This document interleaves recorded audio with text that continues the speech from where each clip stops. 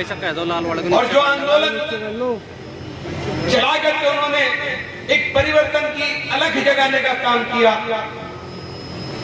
और शोषितों को, वंचितों को और बहुजन समाज के अंदर रहने वाले उन तमाम लोगों के अधिकार की बात की। उसके बाद बहन जी ने सर्वजन हिताय सर्वजन सुखाय का नारा दे करके समाज को जोड़ने की बात की और उस नारे से परहेज किया, तिलक तराजू और तलवार इनको मारो झूठे चार। क्योंकि कोई समाज जब तक और सभ्य समाज के अंदर जब तक आप सबको साथ लेकर नहीं चलोगे तब तक ये संभव नहीं है कि आप परिवर्तन ले आओ। 2007 में सरकार बनी, हम भले ही विरोध में थे, लेकिन सरकार बनी और दलितों को पहली बार ये एहसास हुआ कि सत्ता क्या होती है। बाबा साहब अम्बेडकर ने जिन अधिकारों की वकालत की उनको साकार रूप देने का काम मान्यवर काशीराम जी ने एक आंदोलन के माध्यम से खड़ा किया। लेकिन इन सबसे बड़े से एक बात कहना चाहता हूं कि आजादी के बाद बाबा साहब भीमराव अम्बेडकर जी को जो संविधान उन्होंने लिखने का काम किया और उसके बाद देश के कानून मंत्री बनाने का काम किया, वो पंडित जवाहरलाल नेहरू ने किया, किसी और ने नहीं किया था। और आजादी के बाद आरक्षण व्यवस्था के तहत अगर देने का काम पूरे देश में किया तो कांग्रेस ने किया। लेकिन इस योगदान को जब भुलाया जाता है, जब हम याद करते हैं बाबा साहब के योगदान को, याद करते हैं मान्यवर काशीराम जी के योगदान को, तो हमको ये भी याद करना चाहिए कि इस योगदान के अंदर कांग्रेस का भी बहुत बड़ा हाथ रहा। कांग्रेस ने दलितों को उत्थान के अंदर अपना जो कार्य करने का काम किया उसको भी याद रखना चाहिए। मैं ये बात इसलिए कह रहा हूं साथियों कि मैंने तो दलितों के अंदर बहुजन समाज पार्टी की नेता बहन कुमारी मायावती जी का हृदय से आभारी हूं कि उन्होंने मुझे स्नेह दिया, उन्होंने मेरे सर पर हाथ रखा और मेरे लिए एक रास्ता खोला कि मैं भी दलित बस्तियों में जाकर के उनसे बात कर सकूं। और मेरा दिल खुश हो गया कि जब दलित बस्तियों के अंदर जिस तरह का सम्मान और जिस तरीके से उन्होंने अपनी खुशी को इजहार करने का काम किया, मैं उनका सदैव ऋणी हो गया। और उसके बाद जब ये लखनऊ का फरमान जारी हुआ और दलितों ने जो रिएक्शन दिया, और ये बात उनकी सही है, जो पार्टी 2007 में अपने दम पर सरकार बना रही थी, वो पार्टी उत्तर प्रदेश के अंदर 2022 में दम तोड़ गई और मात्र एक विधायक जीता, उमाशंकर सिंह, और वो भी सिर्फ अपनी वजह से नहीं। जब मैंने ये बात बहन जी से की थी तो मैंने बहन जी से कहा था कि बहन जी, दो प्रताड़ित वर्ग हैं और दोनों को साथ लेकर के जब हम बात करेंगे तो एक मजबूत आधार बनेगा, और जब हमारा मजबूत आधार बनेगा तो अगड़ा और पिछड़ा हमारे साथ चलने का काम करेगा। बंद कमरे में बातें बहन जी की समझ में आती है, लेकिन बाद में पता नहीं क्या होता है, मुझे समझ में नहीं आया। बहुजन समाज पार्टी जीत की राजनीति क्यों नहीं करना चाहती? अगर आप परिवर्तन के लिए आए हैं तो सत्ता के अंदर जो लोग उत्पीड़न कर रहे हैं, आप उनका परोक्ष रूप से समर्थन क्यों कर रहे हैं? ये बात समझ से बाहर है। सहारनपुर का उदाहरण आपके सामने है। सड़क पर चलता हुआ बच्चा बोल रहा था कि अगर इमरान मसूद बहुजन समाज पार्टी से उम्मीदवार होगा तो एक तरफा जीत होने की काम होगी और दलित और मुस्लिम के साथ अगड़ा और पिछड़ा सब वोट मिलने का काम करेगा। जब जीत का रास्ता साफ दिखाई दे रहा है, जब जीत खुली दिखाई दे रही है, तब आपने अनुशासनहीनता बता दी। मेरी समझ में नहीं आया मैंने क्या अनुशासनहीनता की, मैंने कौन सी अनुशासनहीनता की? अगर लेटर में बताया जाता तो जवाब दे देता, लेकिन लेटर के अंदर कुछ नहीं था।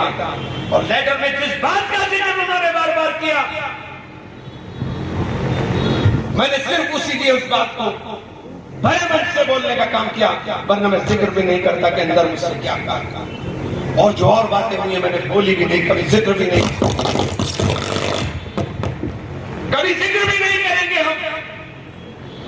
लेकिन इतना जरूर कहना चाहता हूं, बहन जी ने आजाद कर दिया, लेकिन बहन जी आपसे वादा करना चाहता हूं कि जो बंद कमरे में मैंने वादा किया था कि दलितों के लिए, शोषितों के लिए, वंचितों के लिए अपने जीवन को समर्पित करूंगा, मैं पूरे जीवन उस वादे को निभाने का काम करूंगा। आप भले ही लोगों के चढ़ाए में आकर के, आपके इर्द गिर्द जो लोग हैं उन लोगों के अगर आप इतिहास में निकाल करके देख ले तो आपको अंदाजा हो जाएगा, लेकिन आपको तो बंद कमरे से निकलने कोई नहीं देता। जब तक आप मिलोगे नहीं, बहन जी से मिलने वाले उत्तर प्रदेश के अंदर 450-500 लोग हैं जो संगठन के लोग हैं, जिनके हाथ में बस्ता है, और उनका हाल ही हो गया बेचारों का। मैं तो देखता हूं कि वो एक एक रुपए के लिए परेशान रहते हैं, क्योंकि टारगेट पूरा नहीं हो पाता। मैं तो उनसे भी कहा, भाई तुमने अपना पूरा जीवन जिस मूवमेंट के लिए कुर्बान किया, अगर वो मूवमेंट सत्ता की प्राप्ति की बात नहीं कर रहा है तो इसका मतलब वो मूवमेंट के साथ धोखा हो रहा होगा। कोई दूसरा भी आदमी, हमारे जिले से एक नौजवान, बहुत नौजवान साथी, ऊर्जावान साथी और बहादुर साथी चंद्रशेखर उठ करके दलित मूवमेंट को, मिशन को लेकर के चलने का काम किया। उसके पीछे भी पूरी फौज लगा, उसके पीछे भी पूरा, उसको भी काम खींचने की तैयारी है। बड़ी दिक्कत यह है कि बेबाक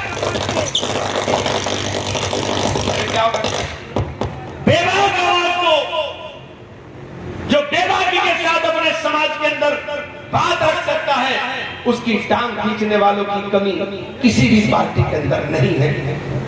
हम किस बात का शिकार हुए, हम किस बात का शिकार हुए?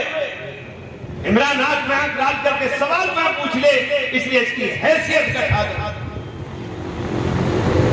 इसकी हैसियत खत्म कर दो। यही तो मेरा जुर्म है, मेरा जुर्म और क्या? आप बोलोगे, करोगे, हमें वोट की तरह कैसे इस्तेमाल कर सकते हैं?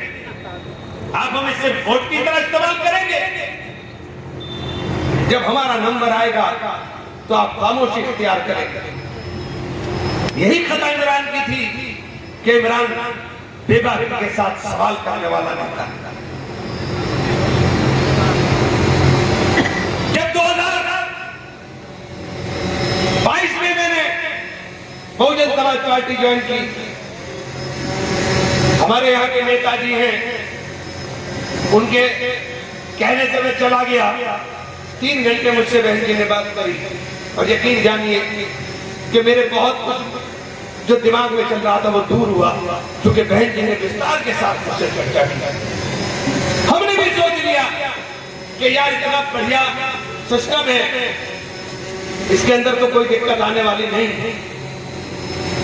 निकलते ही बहन जी ने सर पे अभी हाथ रखा, सर पे हाथ रख करके जिम्मेदारी दी, और 3 महीने मैंने 18 जिले और 4 जिले उत्तराखंड के 22 जिलों में सम्मेलन कर दिए और एक चर्चा शुरू कर दी।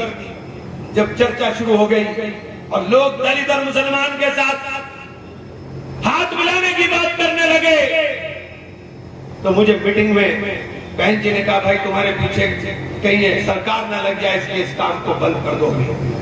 मैंने बहन जी मैं तो पार्टी के लिए काम कर रहा हूं। उसने कहा नहीं, तुम पार्टी के लिए बहुत कीमती हो, तुम्हारी हिफाजत करना जरूरी है। मैंने कहा ठीक है साहब, और जाओ सहारनपुर लोकसभा की तैयारी करो, लोकसभा का चुनाव जीतना। हम सहारनपुर आ गए, जितनी मीटिंग बुलाई उतनी मीटिंग में गया, जहां कहा वहां गया। बस एक फरमान जो गाजियाबाद में बैठे हुए के हमारे बहुजन समाज पार्टी के मुख्य कोऑर्डिनेटर है, उन्होंने कहा साहब आपको ये बात इसलिए बता रहा हूं मैं कि मेरे निष्कासन के पत्र में आपने मुझ पर इल्जाम लगाया। मुझे बुला करके कहा, इमरान भाई, पार्टी की सदस्यता होनी है। मैंने बहुत बढ़िया काम है, इससे अच्छा तो कोई काम हो नहीं सकता। बिल्कुल सदस्यता होगी। मैंने किताबें दीजिए मुझे, मैं सत्याग्रह कराऊंगा। और पेट से हमने अभियान की शुरुआत कर दी। पेट की तमाम न्याय पंचायतों में सम्मेलन कर करके सदस्यता की किताबें देने का काम कर दिया। और मैंने कहा मैं ऐसा सिस्टम बना दूंगा कि जो आपकी मेंटेनेंस का भी आप बार बार हाथ पसारते फिरते हो सबके सामने, हमें हमारे कार्यकर्ता पैसा देंगे और हम आपका इस तरह का सिस्टम खड़ा कर देंगे। और हमने काम शुरू कर दिया और कुछ जमा भी करा दिया। फिर एक दिन जब यहाँ सहारनपुर आए थे साहब, मुझसे बोले ये नहीं होगा साहब। मैंने कहा और क्या होगा साहब? कि आपको 2.5 लाख सदस्य बनाने हैं। मैंने कहा 2.5 लाख सदस्य? राइन साहब, आप इतने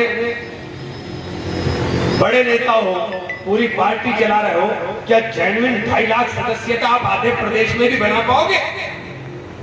जो आप मुझसे एक लोकसभा के अंदर बात कर रहे हो, कहले नहीं बस किताबें भर दीजिए। मैंने कहा फिर मेरी औकात 5 करोड़ की नहीं। मैंने कहा मेरी औकात 5 करोड़ रुपए की नहीं है।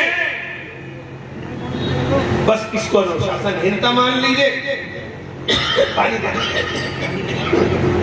यह सच्चाई मान लीजिए कि मैं बिल्कुल सच्चाई के साथ काम करता हूं। सच्चाई के साथ काम करता हूं। अगर आप ये खबर फेसबुक पर देख रहे हैं तो वीडियो को लाइक करके पेज को फॉलो करें। इसके अलावा अगर आप इस खबर से यूट्यूब के जरिए जुड़े हैं तो चैनल को सब्सक्राइब करके बेल आइकन दबाना बिल्कुल ना भूलें। नमस्कार।